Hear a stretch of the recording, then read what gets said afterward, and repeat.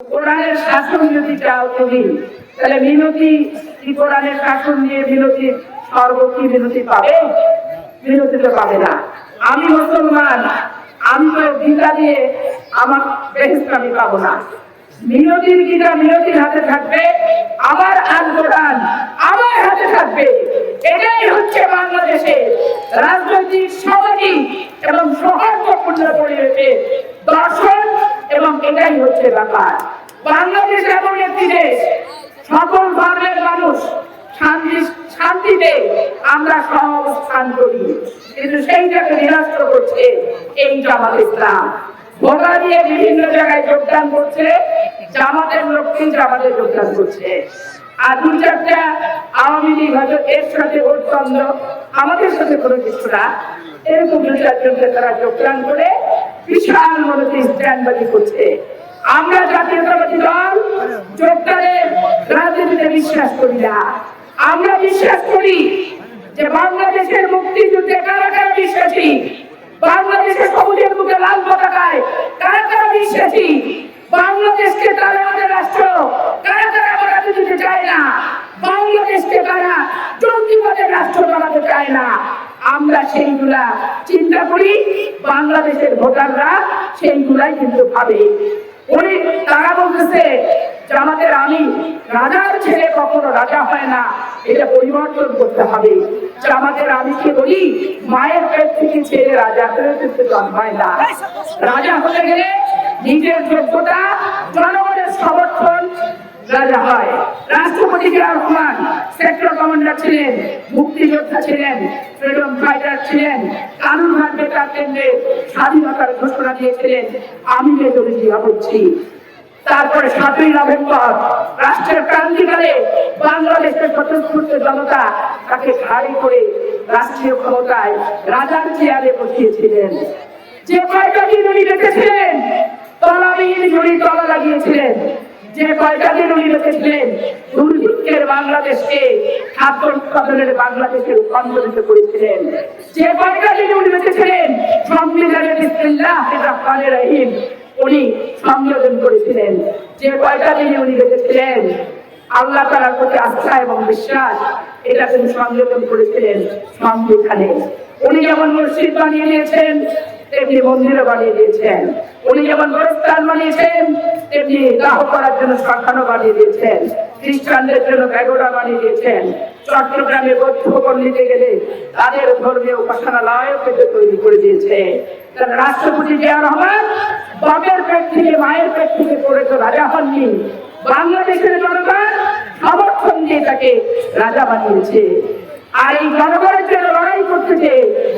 ৩০শে মে Chittagong circuit হাউসের ১ নম্বর পক্ষে ভারতীয় আধিপত্যবাদের বিরুদ্ধে লড়াই করতেছে, তাকে প্রাণ দিতে হয়েছিল। যে নেতার কণ্ঠ থেকে শেষবারের মতো উচ্চারিত হয়েছিল, প্রথম বাংলাদেশ আমার, শেষ বাংলাদেশ, জীবন বাংলাদেশ আমার, মরণ বাংলাদেশ। তাই তো আমরা বলি যে আমাদের ধমনী থেকে রক্ত প্রবাহিত হয়, এ রক্ত কোন স্বাধীনতা বিরোধী রক্ত নয়। আমাদের ধমনী থেকে রক্ত প্রবাহিত হয়, এর কোন ধর্মকে বিকৃতভাবে উপস্থাপন করা ব্যক্তির রক্ত প্রবাহিত হয় না। আমাদের ধমনী থেকে রক্ত প্রবাহিত হয় স্নাত সম্মেলনের উদ্যোক্তা, জোটনিরপেক্ষ আন্দোলনের প্রবক্তা, জাতীয়তাবাদের স্থপতি, স্বাধীনতার ঘোষক রাখাল রাজার রক্ত প্রবাহিত হয়।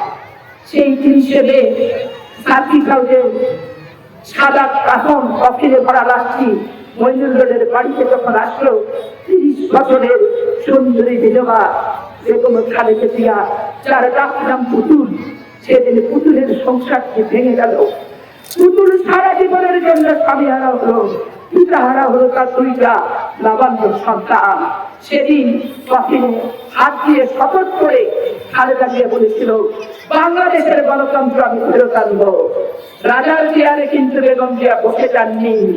আজকে আমাদের আমিরকে বলতে চাই, বেগম খালেদা জিয়া 9টি বছর গণতন্ত্রের জন্য লড়াই করেছে। আমাদের মতো কিশোরীদেরকে নিয়ে রাজপথে লড়াই করতে যে কত মার খেয়েছে, তারপরে কাঁদুনি গ্যাস্ট্রিক খেয়ে পড়েছে এবং কত কার্ফিউ ভেঙেছে, ভেঙে তাকে যুদ্ধ করে তারা ৮৬ নির্বাচন দিয়েছিল। এই কাপুরুষ জামাত সেদিন নির্বাচনে গিয়েছিল জাতীয় পার্টির সাথে। আপনারা সবাই সাক্ষী, দেশনেত্রী বেগম খালেদা জিয়া নির্বাচনে না যাওয়ার কারণে আওয়ামী নেতৃত্বে তাকে আপনারাই কিন্তু দূষিত করেছিলেন। সেই জনতার জননন্দিত আওয়ামী নেত্রী ৯০-৯১ নির্বাচনে জনগণ তাকে ভোট দিয়ে সমর্থন দিয়ে রাজা বানিয়েছিল। এটাই তো বাস্তবতা নাকি ভাই? আপনারাই বলেন ২০০১ সালে আপনারা বেগম খালেদা জিয়াকে রাজা বানিয়েছিলেন, আর আজকে তারেক রহমান উপলক্ষ করে বলছে রাজার ছেলে রাজা হবে। এই ট্র্যাডিশন আমরা চাই না, আমরা উত্তরাধিকারের রাজনীতি ভেঙে দিতে চাই। এখানে আমি ২ ভাগে বিভক্ত করব। তারেক রহমান রাজনীতি করছে ১৯৯৬ সাল থেকে ২০০১ থেকে ৫ পর্যন্ত করে। তারেক রহমানের রাজনীতি যখন গতিশীল হচ্ছিল ঠিক সেই মুহূর্তে ১/১১ আসলো। ১/১১ আধিপত্যবাদ শক্তির, ষড়যন্ত্রকারী শক্তির, বিদেশি শক্তির একমাত্র শর্ত ছিল দেশের মুক্তি চাইলে তোমার ২ ছেলেকে নির্বাসনে পাঠাতে হবে।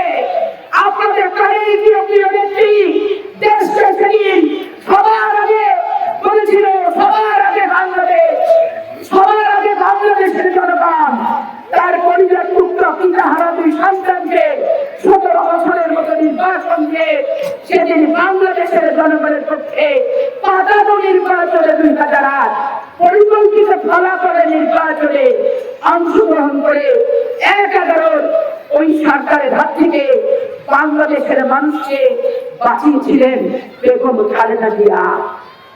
আরাফাত রহমান লাশ ছিল মায়ের কাছে, মা আর জীবন্ত কতকে ফেরত পেল না। তারেক রহমান যখন দেশে আসলেন মায়ের জীবন মৃত্যুর তখন সন্ধিকটে, মায়ের শুধু শরীরে স্পন্দনটুকু আছে, কোনো জ্ঞান নেই। মা তার স্নেহের হাত দিয়ে সন্তানকে পরশ করে আদর করতে পারল না। সন্তানের আদর মা পেল না, অনুভূতিটুকু পেল না, পৃথিবী থেকে বিদায় নিল। আজকে আমি বলতে চাই, স্বার্থের মোহে এত অন্ধ হয়েছেন ডক্টর শফিক যে আপনি ইতিহাসের বাস্তবতাকে অস্বীকার করে অসত্য তথ্য দিয়ে আপনি কালিমা লেপন করতে চান। উত্তরাধিকারের রাজনীতিটা আপনারা করেন। দেলার হোসেন কাইদির 2 ছেলেকে তার পরিবর্তে আপনি নমিনেশন দিয়েছেন সিরোজপুরের 2 সিট থেকে। এইটা কি উত্তরাধিকার না? এইটা কি বাপের জায়গায় ছেলে পুনর্বাসন না? এইটা কি পশ্চিমবঙ্গের রাজনীতি না? আপনি নিজামী সাহেবের ছেলেকে পাবনা থেকে নমিনেশন দিয়েছেন, এইটা কি উত্তরাধিকারের রাজনীতি না? এইটা কি পশ্চিমবঙ্গের রাজনীতি না? এইটা আপনাকে বলতে হবে।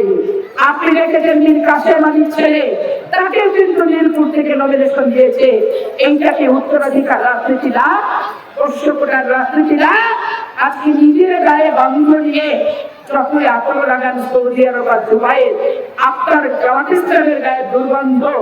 পদ্মা নদীতে গোসল করে এসে সারা পৃথিবী সবচেয়ে ঘ্রাণ আলা আকল নদীতে গায়ে মাখেন, আপনাদের দুর্গন্ধ সারা পৃথিবী ছড়াবে, সারা পৃথিবী ছড়াচ্ছে, চাপাই নবাবগঞ্জেও কিন্তু ছড়াচ্ছে। এটাই কিন্তু বাস্তবতা। আজকে তারা ধর্ম নিয়ে রাজনীতি করছে। ধর্ম নিয়ে রাজনীতি কোন রাজনৈতিক সংগঠন থাকতে পারে না।